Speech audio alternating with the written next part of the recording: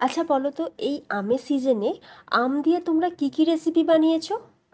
আর সবগুলোর মধ্যে থেকে কোন রেসিপিটা তোমাদের সবচেয়ে বেশি ভালো লেগেছে? চাইলে তোমরা আমাকে কমেন্টে জানাতে পারো।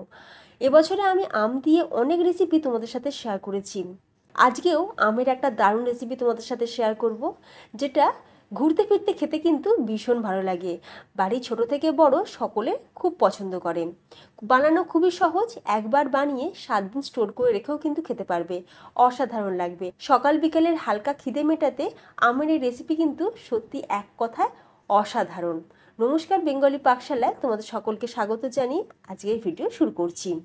সবার প্রথমে একটা বড় সাইজের আম নিয়েছি। আমের খোসাটাকে বাদ দিয়ে তারপরে আমরা আমটাকে এরকম গ্রেটার দিয়ে গ্রেট করে নিচ্ছি। এইভাবে দেখবে খুব সহজে আমের পাল্পটা বেরিয়ে যাবে। তোমরা চাইলে কিন্তু মিক্সিতে দিয়েও সুন্দর করে আমের পেস্ট করে নিতে পারো। যেহেতু আমি গ্রেটার দিয়ে করেছি, তাই আমরা কি করব, আমটাকে এখন ছেঁকে নেব, মানে আমের পাল্পটাকে ছেঁকে নিচ্ছি।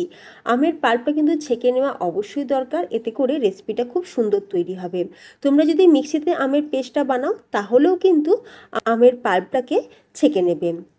আর ছেঁকে নেওয়ার পর দেখো ফ্রেন্ডস, এই যে আমের গায়ের যে আঁশগুলো সেটা কিন্তু ছাঁকনির মধ্যে রয়ে গেছে। আমরা যদি আমটাকে না ছেঁকে রেসিপিটা বানাতাম তাহলে কিন্তু খেতে ভালো লাগতো না।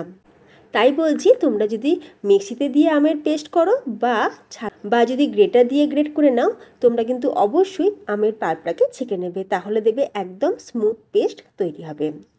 আমের পাল্পটা তো আমরা পেয়ে গেলাম, সাইড করে রেখে দিয়েছি। অন্যদিকে একটা মিক্সিং বোলের মধ্যে নিয়ে নিচ্ছি ছোটো বাটির 1 বাটি পরিমাণে আটা, 1 বাটি পরিমাণে ময়দা, আর 1 বাটির থেকে একটু কম পরিমাণে নিয়ে নিচ্ছি চালের গুঁড়ো। চালের গুঁড়ো যদি হাতের সামনে না থাকে তাহলে তোমরা দেবে সুজি। সুজিটাকে দেওয়ার আগে অবশ্যই সুজিটাকে গরম দুধের মধ্যে কিছুক্ষণ ভিজিয়ে রাখবে, তারপর ব্যবহার করবে। আর দিয়ে দিলাম 1 বাটির থেকে একটু কম পরিমাণে চিনি। আর দিয়ে দিচ্ছি 1/2 কাপ পরিমাণে মিল্ক পাউডার বা গুঁড়ো দুধ, এতে করে আমের এই রেসিপির টেস্ট কিন্তু খুব ভালো হয়। দিয়ে দিলাম 1.5 চামচ মতন গোটা মৌরি। এর সাথে অল্প সামান্য একটু লবণ দিয়ে দিলাম। একটু লবণ দিয়ে দিলাম যাতে টেস্টটার ব্যালেন্স হয়, যেহেতু মিষ্টি জিনিস একটু লবণ দিলে স্বাদে বাড়ে। এবার সব কিছু শুকনো উপকরণ আমরা খুব ভালো করে মিশিয়ে নেব। শুকনো উপকরণগুলোকে ভালো করে মিশিয়ে নেওয়ার পর এখন আমরা দিয়ে দিচ্ছি আমের পাল্প। আমি প্রথমে একটা আমের পাল্প বার করেছিলাম, তো দেখলাম পরিমাণটা কম, সেই জন্য আমি আরও একটা আমের পাল্প সুন্দর করে বার করে নিয়েছি। তো আমি এখানে 2টো আম ব্যবহার করলাম। আমি যেহেতু 1 কাপ আটা, 1 কাপ ময়দা, 1 কাপ চালের গুঁড়ো, সেই জন্য আমি 2টো আম ব্যবহার করেছি। তোমরা যদি এর থেকে কম পরিমাণে বানাও তাহলে একটা আমের পাল্প দিয়েও কিন্তু হয়ে যাবে। আমি এখন অল্প সামান্য একটু জল দিয়ে দিলাম, যেহেতু এই মিশ্রণটা ভীষণ গাঢ় বা ঘন লাগছিল, সেই জন্য একটু জল দিয়ে খুব ভালো করে সব কিছুকে মিশিয়ে নিয়ে চাপা দিয়ে রেখে দিচ্ছি 10 থেকে 15 মিনিটের জন্য। ফিরে এলাম 15 মিনিট পর। আমি এখন দিয়ে দিচ্ছি খাবার সোডা 1/4 টিস্পুন পরিমাণে। খাবার সোডা দিলে আমের এই রেসিপিগুলো খেতে কিন্তু ভীষণ ভালো তৈরি হয়, ভীষণ খাস্তা মুচমুচে হয়, আর তেলটাও দেখবে খুব কম অ্যাবজর্ব করে। খাবার সোডা দেওয়ার পর আমি অল্প সামান্য একটু জল দিয়ে খাবার সোডাটাকে অ্যাক্টিভ করে নিলাম, তারপর খুব ভালো করে ফেটিয়ে নিয়েছি। আমের এই মিশ্রণটা যত ভালোভাবে ফেটানো হবে আমের রেসিপি কিন্তু তত ভালো তৈরি হবে, ভীষণ খাস্তা মুচমুচে, আর ভেতরটা দেখবে ভীষণ ফ্লপি তৈরি হবে। একটু ভালো করে বা একটু সময় নিয়ে একটু ভালো করে ফেটিয়ে নিতে হবে। এবার খুব ভালো করে ফেটানো হয়ে গেলে তেলেতে ভেজে নেব। আর ভাজার জন্য আজ আমি সর্ষের তেল নয়, ডালডা রিফাইন্ড সানফ্লাওয়ার অয়েল ব্যবহার করছি। এতে রয়েছে ফ্যাটি অ্যাসিড, যা আমাদের শরীরের জন্য খুবই উপকারী।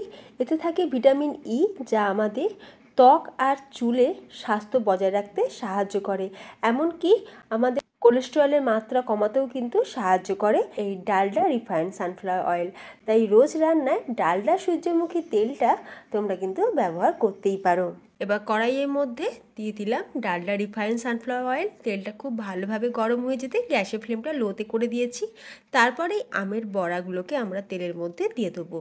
দেওয়ার সাথে সাথে কিন্তু নাড়াচাড়া করবে না, 30 থেকে 40 সেকেন্ড আমি এইভাবেই রেখে দিয়েছি।